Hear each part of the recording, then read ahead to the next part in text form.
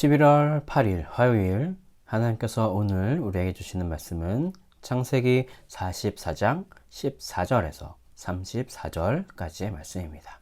봉독하겠습니다. 유다와 그의 형제들이 요셉의 집에 이르니 요셉이 아직 그곳에 있는지라 그의 앞에서 땅에 엎드리니 요셉이 그에게 이르되 너희가 어찌하여 이런 일을 행하였느냐 나 같은 사람이 점을 잘 치는 줄을 너희는 알지 못하였느냐.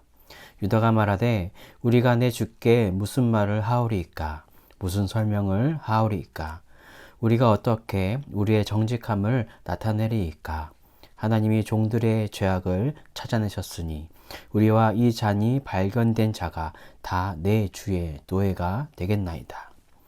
요셉이 이르되 내가 결코 그리하지 아니하리라. 잔이 그 손에서 발견된 자가 내 종이 되고 너희는 평안히 너희 아버지께로 도로 올라갈 것이니라. 유다가 그에게 가까이 가서 이르되 내 주여 원하건대 당신의 종에게 내 주의 귀에 한 말씀을 알리게 하소서. 주의 종에게 노하지 마소서. 주는 바로와 같으심이니이다. 이전에 주께서 종들에게 물으시되 너희는 아버지가 있느냐 아우가 있느냐 하시기에 우리가 내 주께 아뢰되 우리에게 아버지가 있으니 노인이요 또 그가 노년에 얻은 아들 청년이 있으니 그의 형은 죽고 그의 어머니가 남긴 것은 그뿐이므로 그의 아버지가 그를 사랑하나이다 하였더니 주께서 또 종들에게 이르시되 그를 내게로 데리고 내려와서 내가 그를 보게 하라 하시기로 우리가 내 주께 말씀하시기를 그 아이는 그의 아버지를 떠나지 못할지니 떠나면 그의 아버지가 죽겠나이다. 주께서 또 주의 종들에게 말씀하시되 너희 막내 아우가 너희와 함께 내려오지 아니하면 너희가 다시 내 얼굴을 보지 못하리라 하시기로 우리가 주의 종 우리 아버지에게로 도로 올라가서 내 주의 말씀을 그에게 아뢰었나이다. 그 후에 우리 아버지가 다시 가서 곡물을 조금 사오라 하시기로 우리가 이르되 우리가 내려갈 수 없나이다. 우리 막내 아우가 함께 가면 내려가려니와 막내 아우가 우리와 함께 가지 아니하면 그 사람의 얼굴을 볼 수 없음이니이다.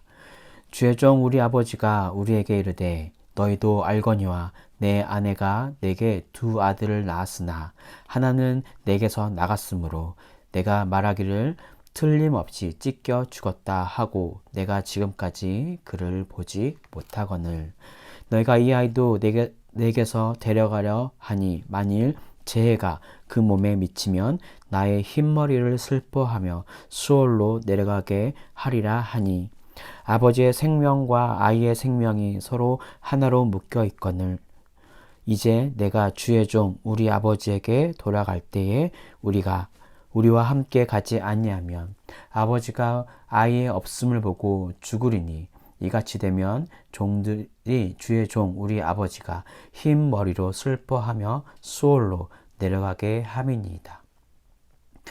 주의 종이 내 아버지에게 아이를 담보하기를 내가 이 일을 아버지께로 데리고 돌아오지 아니하면 영영이 아버지께 죄짐을 지리이다 하였사오니 이제 주의 종으로 그 아이를 대신하여 머물러 있어 내 주의 종이 되게 하시고 그 아이는 그의 형제들과 함께 올려 보내소서. 그 아이가 나와 함께 가지 아니하면 내가 어찌 내 아버지에게로 올라갈 수 있으리이까. 두렵건대 재해가 내 아버지에게 미침을 보리이다. 지금까지 우리는 형들을 시험하는 요셉을 살펴보았습니다. 무엇을 시험했나요? 형들이 이전에 자신에게 했던 일들을 어떻게 생각하고 있는가를 살펴보고 그때와 다른 모습이 있나 달라진 모습이 있나 살펴보고자 함이었습니다. 이제 베냐민의 짐 속에서 나온 은잔으로 인해 다시 요셉의 집으로 끌려오게 되었습니다. 아니 스스로 요셉의 집으로 걸어 들어갑니다. 베냐민의 주머니 속에서 요셉의 은잔이 나왔기에 베냐민만 보낼 수 있었을 텐데 예전처럼 아버지의 사랑을 독차지 않은 동생을 시기하는 형들이었다면 베냐민에게 모든 죄를 뒤집어 씌우고 그만 잡아가라, 베냐민만 잡아가라고 했을 것입니다. 하지만 본문 바로 앞에 13절을 보시면 이제 형들은 스스로의 옷을 찢기까지 이것의 심각성을 인지하고 누구에게 떠넘기는 것이 아닌 각자가 이 일에 대하여 직면하여 요셉의 집으로 돌아가고 있습니다. 요셉의 집에 도착하여서 그들 앞에 엎드린 형들을 향하여 요셉은 형들을 질책합니다. 그러자 이제 유다가 앞장서서 이 일을 풀어보려고 하고 있습니다. 유다는 어떤 사람이었습니까? 요셉을 죽이지 말고 미디안 상인에게 팔아 넘기자고 형제들을 설득했던 인물이었습니다. 그리고 베냐민을 데리고 올 때에 아버지를 설득해서 자기 스스로 자기 자신을 담보가 되어서 베냐민을 지켜내겠다고 말했던 사람입니다. 그랬던 유다가 이제 용기를 내어서 애굽 총리 요셉에게 말하고 있습니다. 16절입니다. 유다가 말하되 우리가 내 주께 무슨 말을 하오리까? 무슨 설명을 하오리까? 우리가 어떻게 우리의 정직함을 나타내리까? 하나님이 종들의 죄악을 찾아내셨으니 우리와 이 잔이 발견된 자가 다 주의 노예가 되겠나이다. 유다는 베냐민이 정말로 그 잔을 훔쳤을 것이라고 생각하지 않았던 것 같습니다. 그가 누명을 쓰고 있었을 것이라고 생각하고 있는 것 같습니다. 우리가 어떻게 이 정직함을 나타내리까? 라고 하며 스스로를 그것을 훔치지 않았다고 말하고 있지만 하나님이 종들의 죄악을 찾아내셨으니 라고 말하면서 그들이 과거에 저질렀던 잘못을 인정하고 있습니다. 잔을 훔친 것은 인정하지 않지만 하나님이 과거에 지었던 자신들의 큰 죄를 들춰내고 있음을 고백하고 있는 것입니다. 그러자 17절에서 요셉은 잔이 발견된 사람만 자신의 종이 되고 나머지는 고향 땅으로 평안히 올라가라 라고 마지막으로 그들을 시험하고 있습니다. 그러자 유다는 더 한 발 나아가서 요셉에게 간청합니다. 18절부터 34절까지가 바로 이 유다의 간절한 간청문인데요. 요약하자면 요셉의 명대로 막내 아들을 데려왔지만 노년에 얻은 그 아들의 목숨과 같이 자신의 목숨같이 사랑하여서 그 막내 아들마저 사라져 버린다면 노인이신 아버지가 31절에 나온 것처럼 흰 머리로 슬퍼하며 수올로 내려가게 될 것이라고. 수올이 무엇입니까? 예, 지옥이죠. 죽을 것 같이 될 것이라고 요셉에게 감정적으로 호소하고 있습니다. 그러자 아버지에게 했던 서원대로 또 요셉에게도 자신을 희생해서 간청하고 있는 것입니다. 우리 33절과 34절만 읽어보겠습니다. 33절 이제 주의 종으로 그의 아이를 대신하여 머물러 있어 내 주의 종이 되게 하시고 그 아이는 그의 형제들과 함께 올려 보내소서. 그 아이가 나와 함께 가지 아니하면 내가 어찌 내 아버지에게로 올라갈 수 있으리까? 두렵건대 재해가 내 아버지에게 미침을 보리이다. 이제 베냐민 대신 자신을 노예 삼을지언정 그 아이는 다른 형제들과 함께 아버지께로 돌려보내달라고 간청하면서 예전에 실수했던 것에 대해서 자신의 희생으로 책임지려고 하는 유다의 멋진 연설을 보면서 오늘 본문은 끝나게 됩니다. 이것은 베냐민 동생을 위한 것뿐만 아니라 아버지를 위해서도 자신을 희생하는 것에 그 용기를 내어서 나갔던 우리 유다의 모습을 보게 되었습니다. 자, 그럼 오늘 본문을 통해서 우리에게 주시는 메시지입니다. 첫째, 문제 앞에서는 용기가 필요할 때가 있다. 18절에서 유다는 애굽의 총리인 요셉을 애굽인의 왕인 바로와 같은 존재로 여기고 있습니다. 결국 강한 강대국이었던 애굽의 왕이 자신들의 이 무리들의 목숨을 빼앗는 것은, 걷어가는 것은 너무나 손을 뒤집는 것만큼 쉬운 일임에도 불구하고 요셉은 용기를 가지고 그의 앞에 담대히 나아가는 행동을 하였습니다. 그냥 가만히 있었다면 유다의 용기를 통해서 자신들의 형들이 자신들의 과거에 했던 잘못을 후회하고 죄를 뉘우치고 있구나라는 것을 요셉이 발견하지 못하였을 것입니다.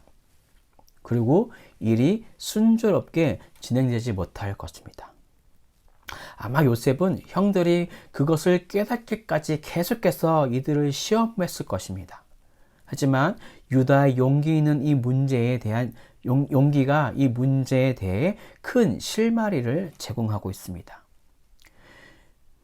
유다의 목숨을 건 용기가 없었다면 자신들이 하나님이 들추시는 과거의 잘못을 인정하고 요셉에게 말하지 않았다면 베냐민 대신 자신이 모든 것을 책임지겠다고 용기 있게 말하지 않았다면 이 문제는 끝나지 않았을 것입니다.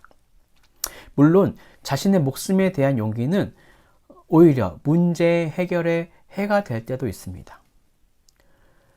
유다처럼 하나님의 뜻을 알고 나서야 용기가 그 문제의 해결이 될 수 있는 키가 되는 것입니다. 혹시 지금 어려움을 당하시고 삶의 문제로 허덕이는 성도님이 계십니까? 이 문제에 대해서 회피하고 넘어가지 마시고 용기를 내어서 하나님께 기도함으로 그 문제 앞에 직면해 봅시다. 전혀 해결될 기미가 보이지 않던 그 문제가 하나님으로부터 오는 해결의 실마리, 또 해결로 가는 열쇠가 발견될 것입니다. 하나님 앞에 정직하게 우리의 문제를 고백하고 용기를 내셔서 그 문제에 직면함으로 삶의 평안이 넘치는 성도님이 되시길 간절히 축복합니다. 자, 그럼 오늘 우리에게 주시는 두 번째 메시지입니다. 둘째, 겸손은 다른 사람의 마음을 움직이는 힘이 있다. 유다는 요셉 앞에서 용기 있게 나갔지만 그 속에는 겸손함이 있었습니다. 용기와 오만은 다른 말입니다. 자신 있음과 교만은 다른 말입니다.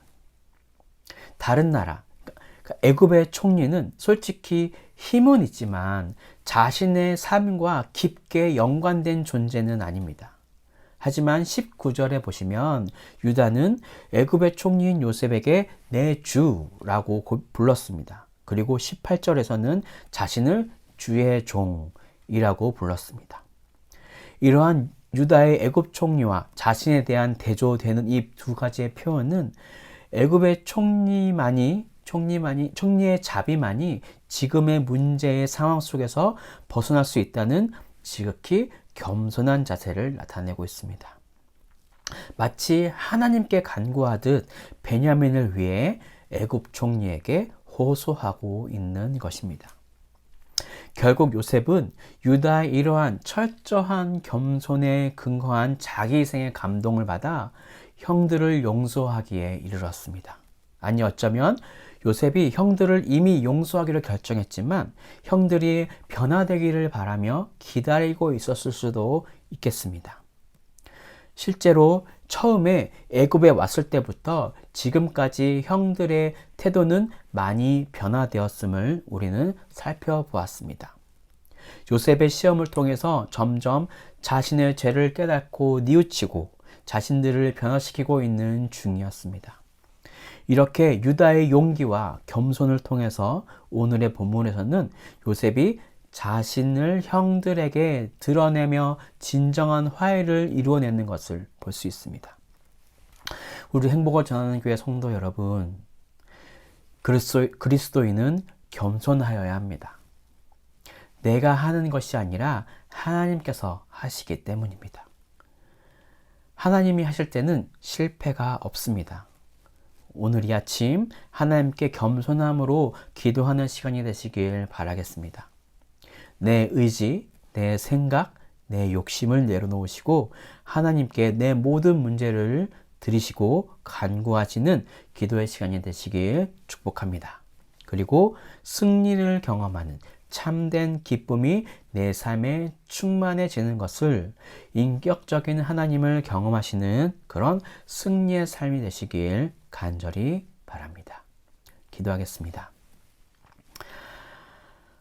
하나님 사랑해 주님, 우리 이 세상을 바라볼 때, 이 너무나 큰 벽과 같은 이 세상을 바라볼 때 우리는 한없이 작아질 수밖에 없습니다. 하지만 이 세상이 가지고 있는 문제에 대해서 우리가 용기를 내어서 직면하기를 이 시간에 간절히 바랍니다. 이것은 내 힘으로 이 벽을, 큰 벽을 무너뜨리는 것이 아니라 하나님께서 내 힘이 되어 주시는 것을 믿음으로 용기를 내어서 우리가 믿음의 발걸음을 걸어갈 수 있도록 유다처럼 그 두려운 존재에게 한 걸음 더 다가갈 수 있는 그런 용기를 우리에게 허락하여 주십시오. 그렇지만 이 용기가 우리 가운데에 교만함으로 나아가면 안 되겠습니다. 하나님 우리에게 겸손함을 허락하여 주셔서 나는 낮아지고 하나님이 높아지는 것들을 계속해서 꿈꾸고 기대하며 바라며 우리가 세상을 살아갈 수 있도록 인도해 주시고, 결국 내 삶 가운데 하나님이 함께 하시지 아니한다면 이 세상을 살아갈 수 없음을 고백하는 그런 우리의 신앙 고백으로 나아갈 수 있도록 하나님 인도하여 주십시오. 그래서 하나님이 내 삶을 지켜주시는 것으로 인해서 승리의 기쁨을 경험할 수 있는 그런 삶을 살기를 간절히 기도합니다.